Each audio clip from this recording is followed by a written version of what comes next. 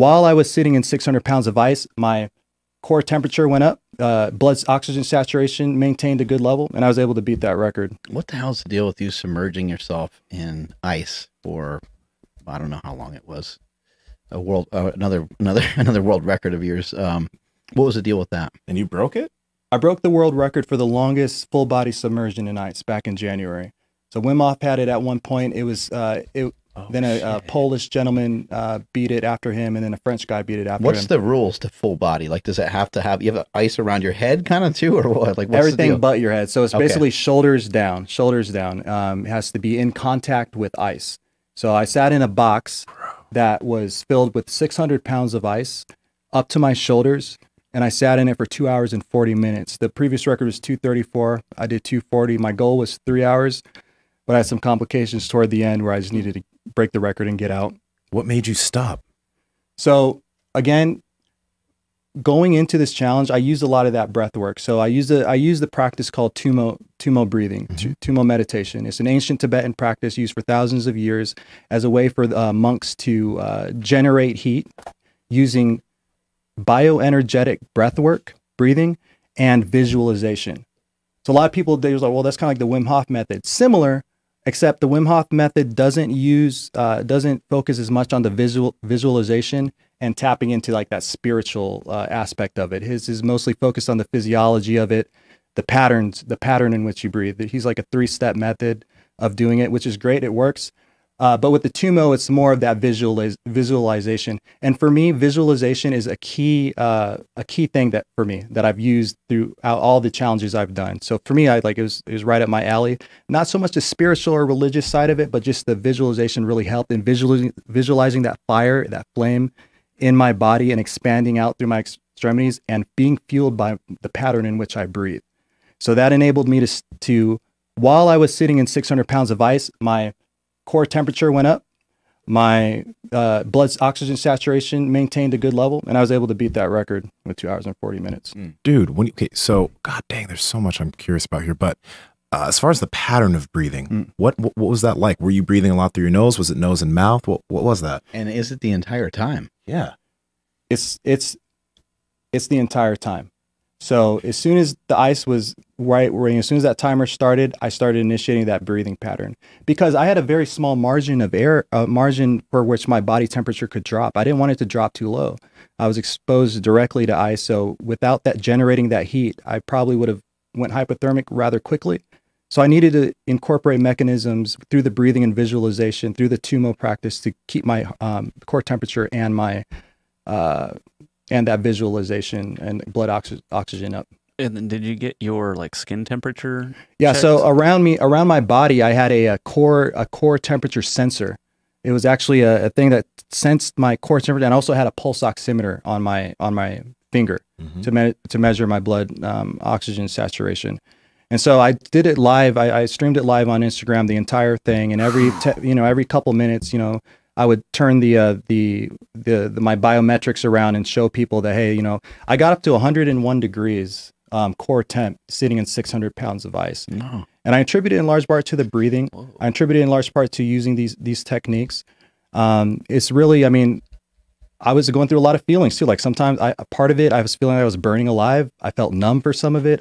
But despite what I was feeling, I stayed consistent with my breathing and my visualization. Power Project family, what if I told you that you could eat cereal that doesn't mess with your diet, that doesn't have massive amounts of sugar, that doesn't give you the bubble guts, and that's actually really good for you?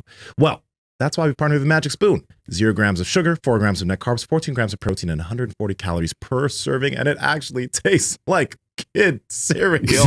God dang it. Andrew, how can people get it? Absolutely. You guys got to head over to magicspoon.com/powerproject, and that'll get you $5 off the variety pack. Links to them down in the description. Let's get back to this video. I let those thoughts, those feelings, those sensations come and go, and just stayed consistent with my breathing and my visualization.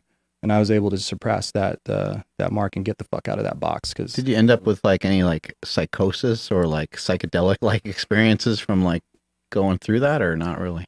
None other than the abyss that is my own thoughts anyway, in deep like you would go into a deep So you're just train of thinking that thought. right now. Right.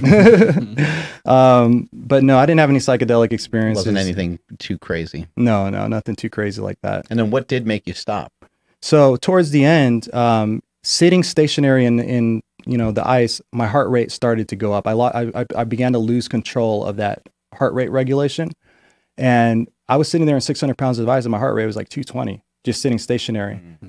And so with that, I started to sweat. When you sweat, you start to get wet, and you start to get colder, and things like that. So the breathing and the visualization isn't some miracle technique that will make you impervious to, but it'll make you go a little bit further than you thought you could when exposed to those type of elements. So your heart rate ended up going to 220, but during the time when you were successful, what was your heart rate at for most of it? Stayed consistent at between 70 and 80 for about 3/4 of it. Then the last like 20, 30 minutes, it started to incrementally creep back up. Then it got to like 220, and then blood oxygen saturation was going up because my heart was beating so much, or saturation started to go down.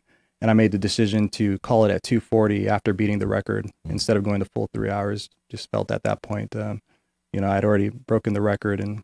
And what did Wim do? Like, what was his time? I think he when he broke it, he had like an hour 30 or an hour 40. Wow. I did 240.